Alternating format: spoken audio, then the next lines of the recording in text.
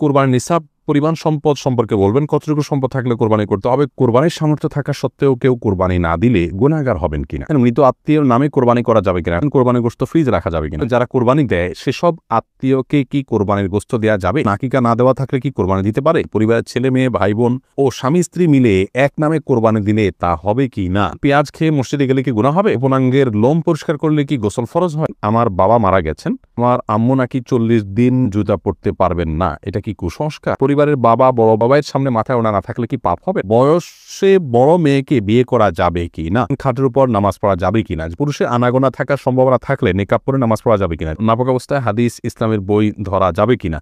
তাওহীদুল ইসলাম সজীব জানতে চেয়েছেন গোপনাঙ্গের লোম পরিষ্কার করলে কি গোসল ফরজ হয়, না এর সাথে গোসল ফরজের কোনো সম্পর্ক নাই, বড়দের অজু করে নেবেন, পরিষ্কার পরিচ্ছন্ন হবে। জান্নাতুল ফেরদাউস আপনি জানতে চেয়েছেন খাটের উপর নামাজ পড়া যাবে কিনা, যে অবশ্যই যাবে, খাটের উপর নামাজ পড়াতে কোনো অসুবিধা নেই। অনেকে মনে করেন যে খাটের উপরে বা বিছানা চাদর উপর নামাজ পড়ার জন্য বিছানা চাদর ধোয়া থাকে, পরিষ্কার থাকে, নাপাক দেখা না যায়, কোনো নাপাকের আলামত না থাকে, তাহলে সেখানে সালাত আদায় করতে কোনো অসুবিধা নেই। নাপাক অবস্থায় হাদিস ইসলামের বই ধরা যাবে কিনা, যেখানে আরবি লেখা আছে ধরা যাবে, কোনো অসুবিধা নেই। কোরআনে কারীম যদি থাকে শুধু কোরআনে কারীম স্পর্শ করবেন না, এছাড়া ইসলামিক বই পুস্তক সেখানে হয়তো কোনো একটা পাতায় আধা লাইন এক লাইন হয়তো আরবি লেখা আছে বা হাদিসের মূল পাঠ আছে, সেটি আপনি নাপাক অবস্থায় বা মাসিক চলা অবস্থায় ধরতে পারেন, তাতে গুনাহ হবে না। এমনি সোহেল জানতে চাচ্ছেন কোরবানির গোশত ফ্রিজ রাখা যাবে কিনা। হ্যাঁ, কোরবানির গোশত ফ্রিজে রাখতে পারেন, কোনো অসুবিধা নেই, তবে ফ্রিজে রাখার উদ্দেশ্যেই যেন কোরবানি না হয়, কোরবানি করার পর গোশত থাকলো থেকে গেল সেগুলো রেখে দেবেন ফ্রিজে, অসুবিধা নেই। ইসমাইল দেওয়ান জানতে চেয়েছেন পেঁয়াজ খেয়ে মসজিদে গেলে কি গুনাহ হবে। পেঁয়াজ বলতে কাঁচা পেঁয়াজ যদি খান, কাঁচা পেঁয়াজ খেয়ে সেই অবস্থায় মসজিদে যাওয়া নিষেধ, হাদিসে স্পষ্ট নিষেধ আছে। তার কারণ হলো মসজিদে ফেরেশতা থাকে, অন্য মানুষরা আছেন,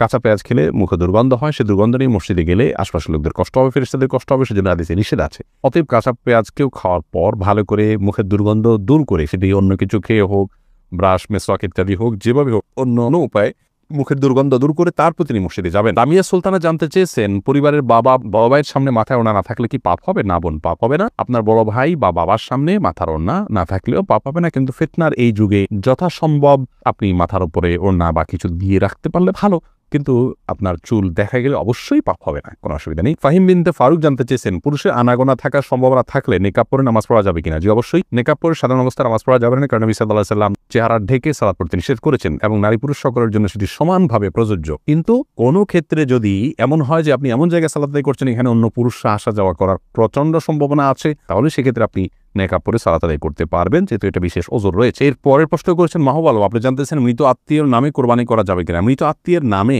কোরবানি করা যাবে, এ বিষয়ে গত নির্বাচিত প্রশ্নোত্তর লাইভে আমরা বলেছি মৃত আত্মীয়ের নামে কোরবানি করা যাবে। রাসূল আকরাম সাল্লাল্লাহু আলাইহি সাল্লামের তরফ থেকে তার ওয়াফাতের বহুকাল পর আলী রাদিয়াল্লাহু তাআলা কোরবানি করেছেন, বাইহাকী মুসনাদ আহমদ সবিনে হাদিসে বর্ণিত হয়েছে, সেজন্য মৃত ব্যক্তির পক্ষ থেকে কোরবানি করা যাবে। কোন ওলামা ইকরাম বলেন যে জীবিত ব্যক্তির নামের সাথে অ্যাড করে এটা করতে, যদিও জমহুরগণ সাধারণভাবেই মৃত ব্যক্তির তরফ থেকে আলাদা কোরবানি করার পক্ষে মত দিয়েছেন, জায়েজ আছে। মালিক শাহ জাইন আপনি জানতে চেয়েছেন যারা কোরবানি দেয় সেসব আত্মীয়কে কি কোরবানির গোশত দেওয়া যাবে। অনেকে গোশত না দিলে আবার মাইন্ড করেন, তবুও তাদের প্রচুর গোশত হয়, কোরবানি দিলেও তা কাউকে কোরবানির গোশত দেওয়া যেতে পারে, কারণ আল্লাহ রাব্বুল আলামিন কোরবানির গোশত সম্পর্কে কোরআনে একাধিক জায়গায় বলেছেন যে নিজে খাও, অন্য মানুষদেরকেও দাও, যারা অভাবী মানুষের কাছে চায় তাদেরকেও দাও। তার মানে এখানে আত্মীয় স্বজন যারা সলভেন্ট আছেন, আত্মীয়তার বন্ধন স্বরূপ তাদের জন্য কিছু হাদিয়া আপনি পাঠাতে পারেন, এতে কোনো দোষের কিছু নেই। মোহাম্মদ তানভীর জানতে চেয়েছেন বয়সে বড় মেয়েকে বিয়ে করা যাবে কি না।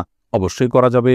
বয়সে আপনার চাইতে আপনি যাকে বিয়ে করবেন তার বয়স যদি বেশি হয়, বিয়ে করতে কোনো অসুবিধা নেই। নবী করিম সাল্লাল্লাহু আলাইহি সাল্লাম নিজে বিবাহ করেছেন খাদিজা রাদিয়াল্লাহু তাআলা আনহাকে, তখন তার অনেক বেশি বয়স ছিল, নবী সাল্লাল্লাহু আলাইহি সাল্লামের চাইতেও বেশি বয়স ছিল, বিধায় নিজের চাইতে বেশি বয়সের কাউকে বিবাহ করাতে ইসলাম শরীয়তের দৃষ্টিকোণ থেকে কোনো প্রকার বাধা নেই। বিবাহ নিয়ে আমাদের অনেক কুসংস্কার, আমরা বিধবা বিয়ে করতে চাই না, আমরা তালাকপ্রাপ্তা বিবাহ করতে চাই না, একবার বিয়ে হয়ে গেলে মনে করি জীবনের তরে বন্ধন হয়ে গেছে, কোনোভাবে ছুটলে দোষযুক্ত মনে করি।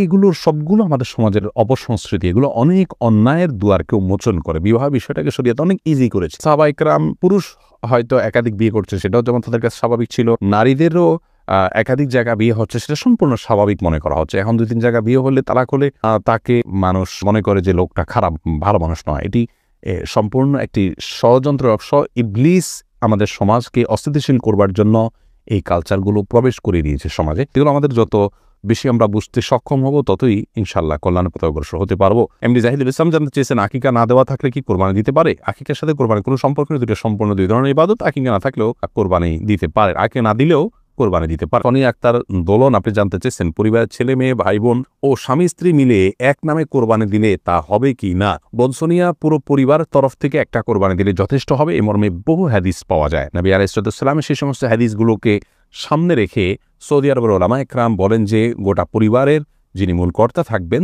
যার অধীনে যারা থাকবেন একান্নভুক্ত, তার ভরণ পোষণ দিয়ে চলবেন, তাদের সবাই তরফ থেকে তিনি কোরবানি দিলে যথেষ্ট হয়ে যাবে। কারণ বহু হাদিসে নবী সাল্লাল্লাহু আলাইহি ওয়াসাল্লাম বলেছেন যে আলা কুল্লি আইলাতিন উযহিয়াতুন, অথবা এই জাতীয় ভাষ্য, যার অর্থ হলো যে প্রতিটি পরিবারের উপরে একটি করে কোরবানি আবশ্যক হয়। যদিও ইমাম আজম ইমাম আবু হানিফা রাহিমাহুল্লাহ সহ অন্যান্য ইমামদের মত হলো এক্ষেত্রে যে না, প্রত্যেক সমর্থকবান ব্যক্তি তার তরফ থেকে কোরবানি দিতে হবে। যার কাছে যাকাত দেওয়ার মতো সম্পদ আছে তার তরফ থেকে কোরবানি তিনি দিবেন। অতএব পরিবারে একাধিক সদস্য যদি এ ধরনের অ্যাবিলিটি রাখেন তাহলে একাধিক সদস্যকেই কোরবানি দিতে হবে।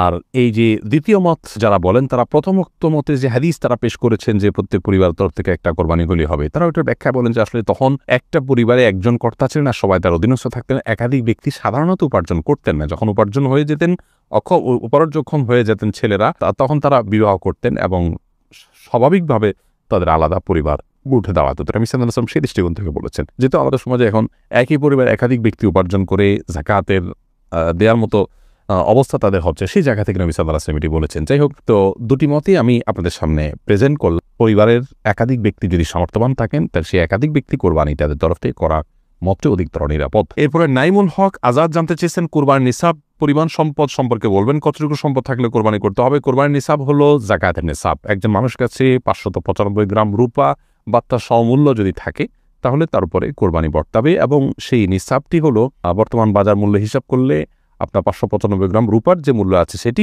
হয়তো 40 বা 50 হাজার টাকা বা তার কাছাকাছি ফিগারে থাকবে। অতএব আপনি কোরবানির যাকাতের নিসাব সেটিকেই ধরে নেবেন। যদিও এর আগে আমরা শুরুতেই বলেছি যে কোরবানি যে ব্যক্তি করার সামর্থ্য রাখেন তার উপরে কোরবানিটি বর্তায়, এর জন্য নিসাব কোনো আবশ্যক নয়, এমনটি মত দিয়েছেন সৌদি আরব ওলামা একরাম এবং অন্যান্য মাযহাবে।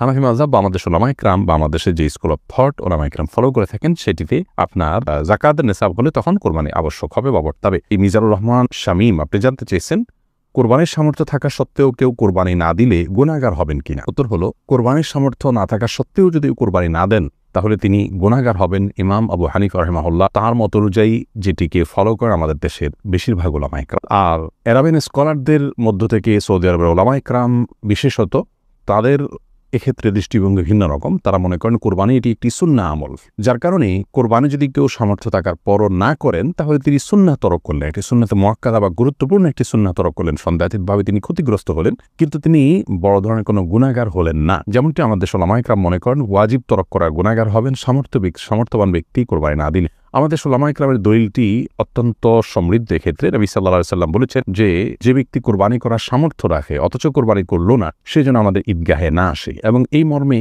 কাছাকাছি ধরনের ভাষ্য অনেকগুলো হাদিসে আসছে, যে ভাষ্য থেকে বোঝা যায় যে নবী সাল্লাল্লাহু আলাইহি ওয়াসাল্লাম সামর্থ্যবানদেরকে কোরবানি করতে আবশ্যক করেছেন, আবশ্যিকভাবে নির্দেশ করেছেন, এবং না করলে তার জন্য তিনি সতর্কবাণী দিয়েছেন। অতএব সামর্থ্যবানদের জন্য কোরবানি না করে থাকাটা অনুচিত হবে আমরা মনে করি। যদিও বিপরীত দিক থেকে যারা এটিকে সুন্নাহ মনে করেন, তাদেরও দলিল হলো নবী আলাইহিস সালাম বিভিন্ন হাদিসে এটিকে সুন্নাহ বলে অভিহিত করেছেন, ইব্রাহিম আলাইহিস সালামের সুন্নাহ বলেছেন, তো সেই জায়গা থেকে তারা এটিকে সুন্নাহ বলেন। তানহা তাবাসসুম জানতে চেয়েছেন, আমার বাবা মারা গেছেন, আমার আম্মু নাকি 40 দিন জুতা পরতে পারবেন না, এটা কি কুসংস্কার? হ্যাঁ বোন, এটা অবশ্যই কুসংস্কার। আপনার বাবা মারা যাওয়ার কারণে আপনার মায়ের জুতো পরিধান করার ক্ষেত্রে ইসলাম শরীয়তের কোনো বিধিনিষেধ নেই, যে কোনো ধরনের জুতো পরিধান করতে পারবে। তার জন্য করণীয় কি, এ বিষয়ে আমাদের একটি ভিডিও আছে, সেটি দেখে নিতে পারেন যে স্বামী মারা গেলে স্ত্রীর জন্য করণীয় কি।